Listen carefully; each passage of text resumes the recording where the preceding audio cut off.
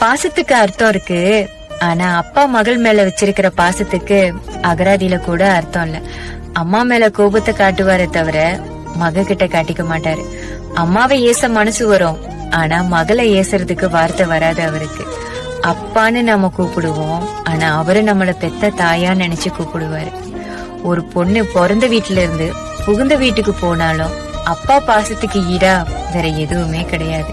தான் பொண்ண கல்யாணம் பண்ணி புகுந்த வீட்டுக்கு அனுப்புற வரைக்கும் ஒரு தகப்பனோட கடமை எண்ணில் அடங்காதவை.